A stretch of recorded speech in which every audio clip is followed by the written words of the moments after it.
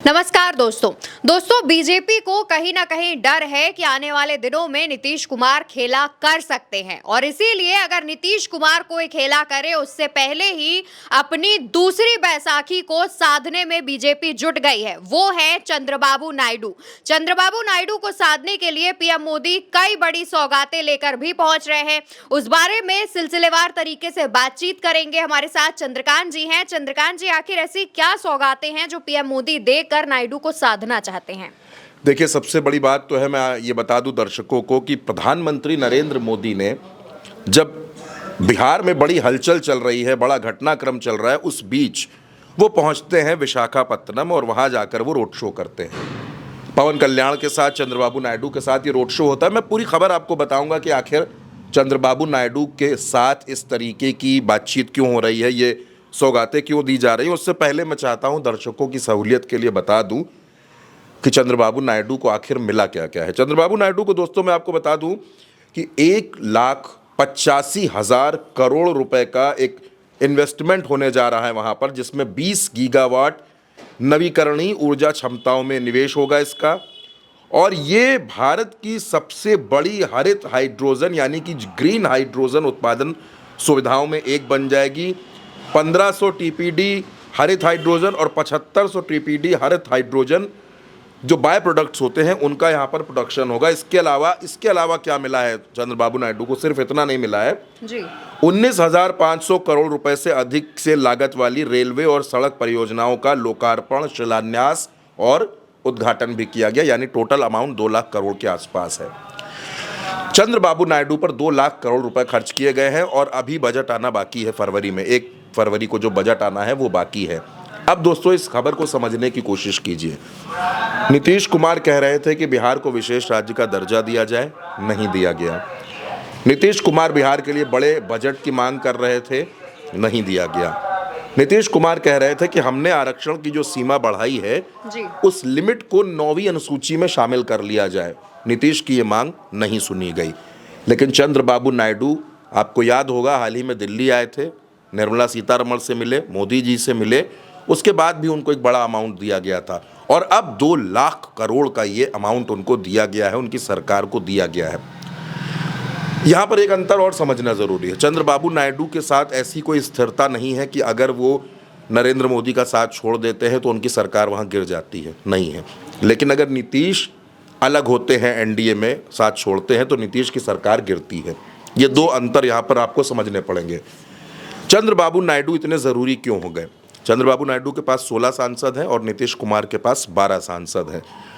दरअसल प्रधानमंत्री नरेंद्र मोदी को भी अब ये लगने लगा है कि नीतीश कुमार पलट सकते हैं, नीतीश कुमार लालू के ऑफर को एक्सेप्ट कर सकते हैं, या फिर नीतीश कुमार कांग्रेस के साथ जा सकते हैं, नए समीकरणों पर काम कर सकते हैं। नीतीश के लिए ऐसा करना कोई बड़ी बात नहीं है, कोई मुश्किल बात नहीं है। अवंतिका, हर कोई इसको जानता है कि नीतीश कुमार खेला करने में उस्ताद है, माहिर हैं।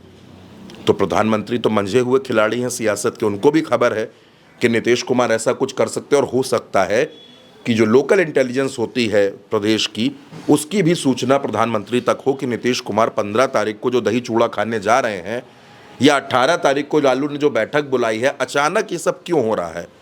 तो इन सब तमाम बातों के बीच में, और आपको यहाँ पर एक और बात समझनी पड़ेगी कि एक आपको ऐसा लग रहा होगा बिहार में एक डबल गेम जैसा चल रहा है। लालू कहते हैं कि हम ऑफर देते हैं, हमारे साथ आ जाएं, हम माफ़ कर देंगे। तेजस्वी डिनाई करते हैं। क्या ये बीजेपी को गुमराह करने की कोशिश है? आप इसको इस तरीके से भी समझिए। आरजेडी के विधायक के घर पर ईडी की रेड पड़ रही है, क्या इसको भी इससे जोड़ा जा सकता है, ये जो पूरा घटनाक्रम चल रहा है? तो नरेंद्र मोदी ने अपना बैकअप प्लान तैयार करना शुरू कर दिया है कि अगर नीतीश कुमार साथ छोड़ते हैं तो हमारा बैकअप प्लान क्या होना चाहिए। उसके लिए चंद्रबाबू नायडू को पूरी तरीके से खुश किया जा रहा है। चंद्रबाबू नायडू के साथ रोड शो किया जा रहा है, उनको सौगातें दी जा रही हैं, उनकी तारीफ़ें की जा रही हैं और चंद्रबाबू नायडू के ऊपर इतना दबाव बनाया जा रहा है कि आप जो मांगेंगे हम आपको वो दे देंगे। और आप इसको ये भी कह सकती हैं कि चंद्रबाबू नायडू ने समर्थन के बदले जो वसूली होती है किश्तों में, वो करना भी शुरू कर दिया है। अब मैं आपको यहाँ पर एक और बात बता दूँ। चंद्रबाबू नायडू का एक और प्रोजेक्ट है, वो है अमरावती प्रोजेक्ट। अमरावती प्रोजेक्ट जब आंध्र प्रदेश और तेलंगाना 2 अलग अलग राज्य बने तो तेलंगाना की राजधानी तो हैदराबाद बन गई, लेकिन आंध्र प्रदेश को अपनी राजधानी नहीं मिल पाई। तो अब आंध्र प्रदेश को उसकी राजधानी चाहिए। उसी राजधानी को बनाने के लिए एक बड़े अमाउंट की ज़रूरत है। वो अमाउंट भी बहुत बड़ा है, तकरीबन 50,000 करोड़ से ऊपर का वो अमाउंट है। अब चंद्रबाबू नायडू की नज़र उस पर है। फरवरी में बजट आना है और चंद्रबाबू नायडू बार बार ये बात कह रहे हैं कि हमको अमरावती के लिए पैसा दिया जाए। हम अमरावती को राजधानी बनाना चाहते हैं, इसके लिए हमको पैसा दिया जाए। और कोई बड़ी बात नहीं होगी कि अगर नीतीश कुमार पलटने की भूमिका में आए तो चंद्रबाबू नायडू वो भी झटक लेंगे। कुल मिलाकर नरेंद्र मोदी ने अपने सत्ता को बचाए रखने की एक नई जुगत करनी शुरू कर दी है। और खबर आपको ये भी है कि इन दिनों शरद पवार की पार्टी पर भी डोरे डाले जा रहे हैं अजीत पवार के जरिए। तो सवाल ये है कि क्या नरेंद्र मोदी को अब नए दोस्तों की तलाश है? नीतीश कुमार के साथ उन्होंने सरकार चला करके देख लिया कि नीतीश कुमार बहुत अस्थिर आदमी है, विश्वास पात्र नहीं है, कभी भी पलट सकते हैं। इसलिए चंद्रबाबू नायडू और दर्शकों को एक बात समझनी और ज़रूरी है कि अगर नीतीश कुमार पलट भी जाते हैं तो 12 सांसद कम होते हैं। 12 सांसद हालांकि मुश्किल है। अगर नीतीश कुमार पलटेंगे भी तो आप ये मान कर चलिए, मैं इस बात को बड़ी जिम्मेदारी से आपसे कह रहा हूँ कि अगर नीतीश कुमार पलटेंगे तो उनकी पार्टी टूटेगी। ये नीतीश को खबर है इस बात की, क्योंकि ललन सिंह और संजय झा सरीखे नेता जो हैं ये सत्ता में ही रहना चाहते हैं। ललन सिंह मंत्री बने हैं और महत्वपूर्ण मंत्रालय के मंत्री हैं, तो नीतीश की पार्टी टूटेगी। खैर, अगर पार्टी नहीं भी टूटती है तो अभी नरेंद्र मोदी के पास जो नंबर है वो है 293 का। अब उस 293 में आप 10 सीटें कम कर दीजिए तो वो नंबर 283 पे आ जाता है। अब उसमें 2 सीटें आप और कम कर दीजिए तो वो नंबर 281 पे आ जाता है। बहुमत का आंकड़ा है 272 का और नरेंद्र मोदी खड़े हैं 281 पर, यानी अभी भी वो 9 सीटें ज़्यादा हैं। और इसको मैनेज करने के लिए ही शरद पवार को मैनेज किया जा रहा है कि अगर शरद पवार साथ आ जाते हैं तो 8 का नंबर जुड़ता है तो ये आंकड़ा पहुंचता है आपका 289 के आसपास। यानी एक बार फिर नरेंद्र मोदी की सरकार एक मजबूत स्थिति में आ जाती है। हाँ, ये आप ज़रूर कह सकती हैं कि जो बैसाखियों की सरकार होती है उसको लगातार ऐसे समझौते करने पड़ते हैं, लगातार अपना बजट रिलीज़ करना पड़ता है। लेकिन बात यह है कि इस पूरे घटनाक्रम के जरिए नरेंद्र मोदी ने नीतीश कुमार को ठेंगा भी दिखा दिया है।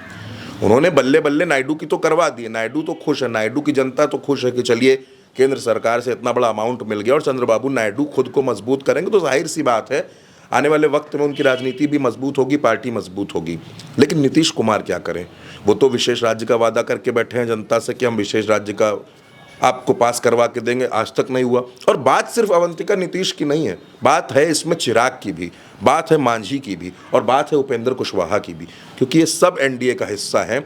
एनडीए के पास 4 घटक दल बिहार में हैं और ये चारों घटक दल मिलकर बिहार के लिए कुछ नहीं ले पाए और एक अकेले चंद्रबाबू नायडू ने 2 लाख करोड़ का अमाउंट नरेंद्र मोदी से ले लिया।